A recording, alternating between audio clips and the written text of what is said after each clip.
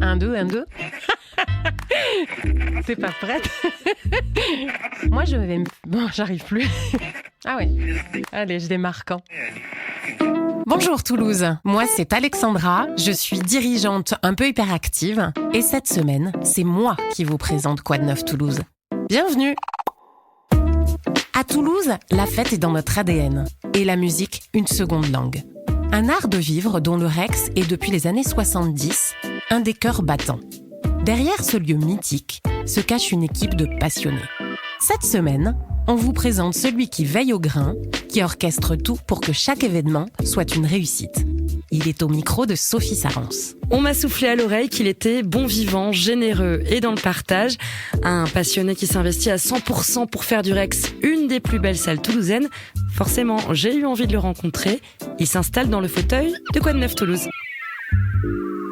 Alors, je m'appelle Mathieu Doumerc, je suis toulousain de naissance. J'ai un peu voyagé, pas très loin, parce que à l'époque, on allait souvent à Londres faire ses preuves un peu.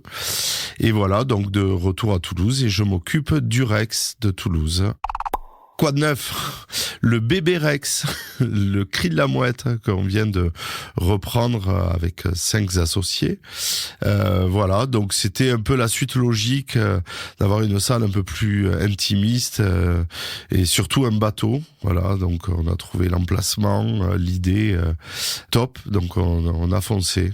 Comment tu t'es retrouvé justement embarqué dans cette aventure qu'est le Rex ? Déjà, on va commencer par ça. C'est quoi ton parcours ? Ouais, très long. Alors, vas-y, t'as tout ton temps. J'ai tout mon temps. Alors, en gros, au retour de Londres, j'ai acheté une boucherie. Parce que je suis issu de l'école hôtelière, j'ai managé quelques restaurants à Londres, mais j'ai fait aussi pas mal de cuisine. Et une opportunité, ma femme avait trouvé un job à Toulouse, donc on a décidé de rentrer au lieu de faire ce qui était prévu au départ, c'est-à-dire le tour du monde. Donc on est rentré à Toulouse, j'ai acheté cette boucherie, je me suis vite lassé de la boucherie et du traiteur, parce que c'était boucherie, charcuterie, fromage, traiteur. Et donc jour, j'ai rencontré un ami avec qui on a commencé à faire du banquet, des cocktails dînatoires, etc. Et donc par des concours de circonstances, gros travaux du tramway avenue de Grande-Bretagne, il fallait trouver une solution. On a mis un four à bois pour faire des pizzas. Et en fait, on n'a jamais fait de pizza. On a créé un restaurant au four à bois. C'est-à-dire qu'après, on s'est retrouvés à 3 et on a créé dans la boucherie un petit resto, voilà, qui a très très bien marché jusqu'au jour où les chevaliers sont passés, mangés et m'ont demandé si je voulais monter un resto avec eux, avenue Honoré-Serre. D'accord. Donc, collé au Rex, qui s'appelait Fiel mon resto. Ce que j'ai accepté parce que moi j'avais un esprit d'évolution, mais mes collaborateurs étaient plus ou moins dans le truc, donc j'ai dit ok, allez, on change de vie, on y va. Et après avoir rené ce resto pendant 1 an et demi, 2 ans, je reluquais beaucoup la salle du Rex qui était collée, hein. Donc j'y étais plus que dans le resto.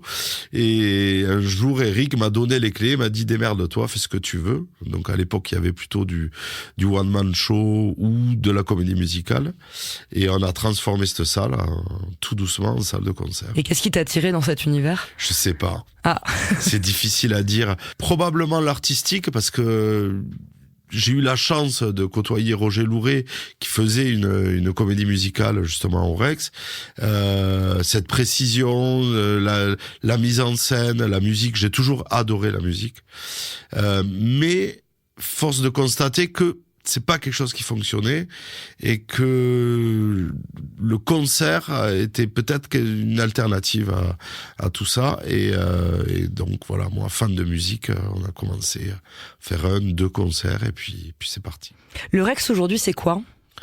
Le Rex c'est une salle de concert et club, parce que faut pas oublier quand même cet aspect électronique, musique électronique quand même, qu'on a au Rex, hein, quasi toutes les semaines. Et c'est une salle très hétéroclite. Tu nous as parlé du Cri de la Mouette. Alors, le Cri de la Mouette, c'est aussi un lieu mythique à Toulouse. Ouais. Qu'est-ce qui va se passer dans les bois dans les années à venir? Est-ce que ça va changer? Non, c'est l'objectif en fait. C'est le premier tremplin pour des petites assos de pouvoir organiser des événements dans un lieu qui est à taille humaine. Voilà.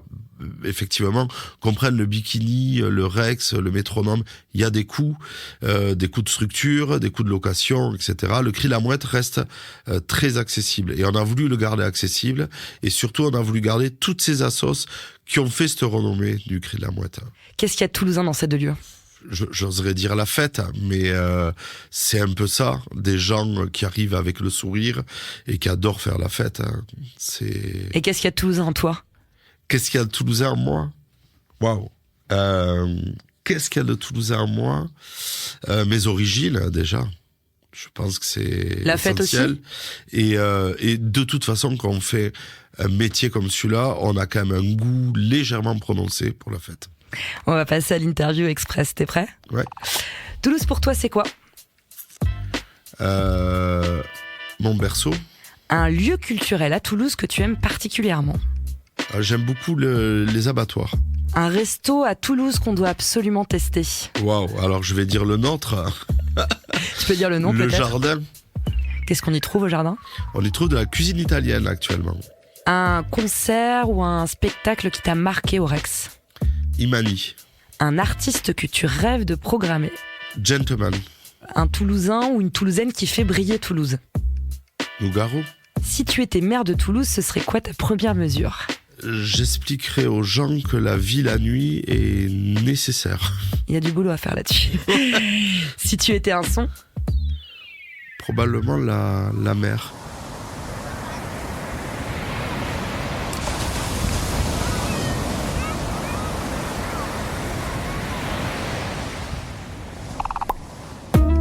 Dans notre open mic cette semaine, Elsa Ruot a testé pour nous Comme des moutons, une exposition qui questionne notre rapport au conformisme au Quai des Savoirs.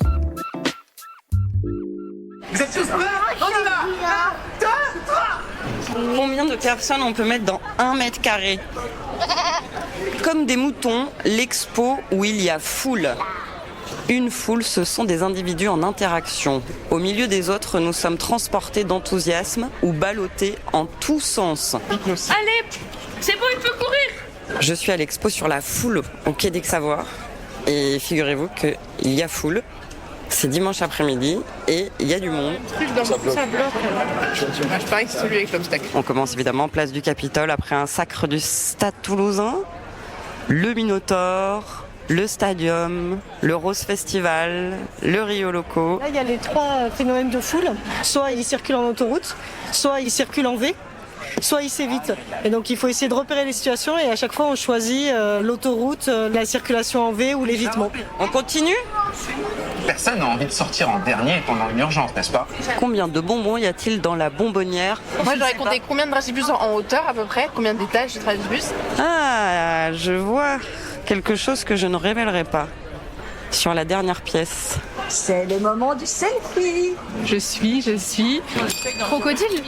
Il y a en fait une dernière salle qui s'intéresse aux foules numériques. Il y a une synchronisation musicale. Je m'approche. Réécoutez maintenant votre performance collective avec la foule. Avant de ressortir comme des moutons, l'exposition foule adaptée au Quai des Savoirs. Au revoir. Quoi de neuf Toulouse ? C'est fini pour aujourd'hui. Mais on se retrouve mercredi prochain pour un nouvel épisode. En attendant, retrouvez-nous sur Instagram ou sur qd9.info si vous voulez présenter un épisode ou nous laisser un message. Merci à tous pour votre écoute. Moi, je vais aller me faire un petit thé à la menthe et je laisse le mot de la fin à Mathieu Doumerc.